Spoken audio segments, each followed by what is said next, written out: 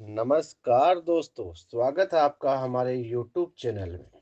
आज आपके लिए फिर एक नई कहानी लेकर आए हैं, जिससे जीवन की सीख हमें बराबर मिलती रहेगी। आज की कहानी जिसका शीर्षक है पराई बेटी। तो आइए कहानी शुरू करते हैं। राजस्थान के एक छोटे से गांव नयासर, जिसमें सुजाता अपने परिवार के साथ रहा करती थी।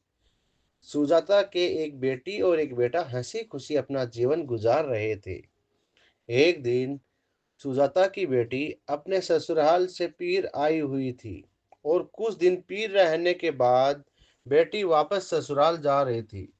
सुजाता थोड़ी मायूस हो गई अभी बेटी को भेजकर। यूं तो खुश भी बहुत थी आजकल।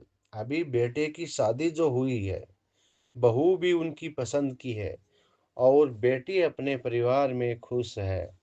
अब तो उनकी जिम्मेदारियां लगभग खत्म हो गई हैं, पर फिर भी बेटी एक बार घर रहकर जाए तो दिल पर जोर तो पड़ता ही है। इसलिए न चाहते हुए भी कभी-कभी आंखें छलछला रही थी।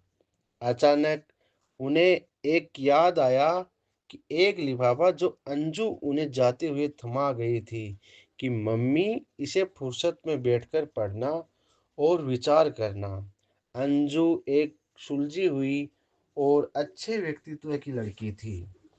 ऐसे भाग-दौड़ में नहीं पड़ना, लेकिन सुजाता को सब्र कहाँ था।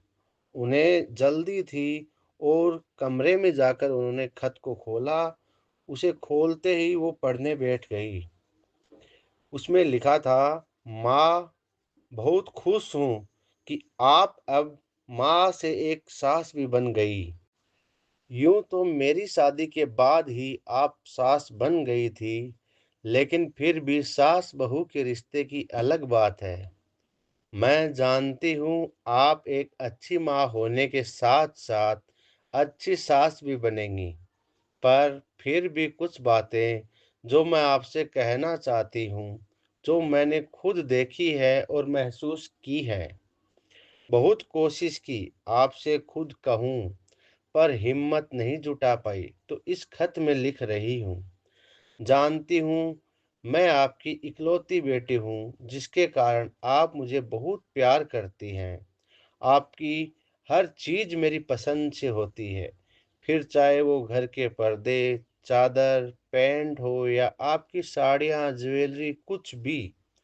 आज तक आपने मेरे बिना नहीं लिया है। शादी के बाद भी हम हमेशा साथ-साथ ही बाज़ार गए। पर अब मैं चाहती हूँ कि आप ये मौका भाभी को दें। उनकी पसंद नापसंद का मान रखें। आप चाहें तो मैं उनके साथ हर समय मौजूद रहूँगी, पर उनके साथ या उनके पीछे, उनसे पहले या उनके विरोध में कभी नहीं, जब तक उनकी कोई बहुत बड़ी गलती न हो। क्योंकि अब इस घर पर उनका हक है। मैं जानती हूँ आपको ये सब जानकर तकलीफ होगी और शायद आश्चर्य भी, क्योंकि मैंने आपको बहुत कुछ है जो कभी नहीं बताया। पर माँ, मैं पिछले 5 सालों से ये सब देखती आ रही हूँ। मेरे ही ससुराल में मेरी बातों को, मेरी भावनाओं को या पसंद का कोई महत्व नहीं देता है। सिर्फ़ और सिर्फ़ मेरी दोनों नंदों को इसका हक है। मैं वहाँ तो कुछ नहीं कर पाती, पर मैंने ये पहले ही से सोच लिया था कि अपनी भाभी के साथ ये सब नहीं होने दूँगी। मैं कभी भी उनके जैसी ननद नहीं बनूँगी, न ही खुद जैसी अपनी भाभी को बनने दूँगी। अब वो घर उनका है, उससे जुड़े फैसले लेने का हक भी उनका, चाहे वो छोटी बातें हो या बड़ी। उनकी सहमति सर्वोपरि है। मैं भुगत चुकी हूँ। आप जानती हैं, माँ, मैं जब अपने ही कमरे में कुछ बदलाव करती हूँ, तो दीदी मुझसे कैसे बात करती है, या घर में मैं कोई भी नई चीज़ ले आऊँ, तो उसके लिए मुझे कैसे सुनाया जाता है। हमारे यहाँ ये सब नहीं चलता। आपके मायके में होगा। ये शब्द तो हर दिन लगभग मैं 3-4 बार सुनती हूँ। जब मैं उन्हें अपने साथ चलने को बोलती हूँ, तब भी उनके अलग-अलग नखरे होते हैं। कभी आज नहीं भाभी या अपनी पसंद से ही ले आइए, साथ न जाने के ढेरों बहाने होते हैं। इसलिए अब मैं खुद सब करने लगी हूँ, किसी की परवाह किए बिना। आप जानती हैं, जब भैया मुझसे मिलने आते हैं, न तो घर में सब उनका मुँह देखने लायक होता है, अगर उसके हाथ में कोई बड़ा-सा गिफ्ट या सामान देख लें, तो सब खुश हो जाते हैं। खाली हाथ उनका आना किसी को गँवारा नहीं। कहते हैं, "अभी पिछले हफ्ते ही तो आया था, कोई ख़ास काम था क्या?" मैं जानती हूँ, इसीलिए उन्होंने अब घर आना भी कम कर दिया। मुझे यकीन है कि भैया ने ये बात आपको नहीं बताई होगी। इसीलिए आप प्लीज़ भाभी के मायके से किसी के आने पर तानाकसी ना करिएगा, क्योंकि मैं इसका दर्द जानती हूँ और घरवालों से मिलने की खुशी भी। कभी उन्हें ये मत कहिएगा कि घर से क्या सीख कर आई है। जो भी नहीं आता प्यार से सिखाना, जैसे आपने मुझे सिखाया था। बस यही कहना था आपसे कि माँ, अब मैं पराई होना चाहती हूँ। आपकी अंजू।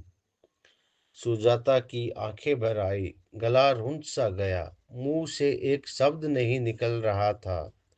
उनकी छोटी सी अंजू आज इतनी बड़ी हो गई कि अपनी माँ को ही उसने इतनी सारी सीख दे डाली और खुद सालों से क्या-क्या सहन कर रही है, इसकी भनक भी नहीं लगने दी।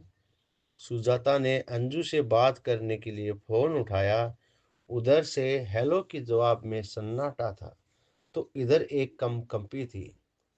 दोनों ने अपने मन की बात एक दूसरे से शेयर की थी और उसके बाद फ़ोन काट दिया। दोस्तों, अंजू की तरह हर बेटी अपनी माँ को इस प्रकार अगर समझाना चाहे तो किसी भी परिवार में सास बहू ननद का झगड़ा नहीं होगा, ना घर में किसी प्रकार का गृह क्लेश होगा।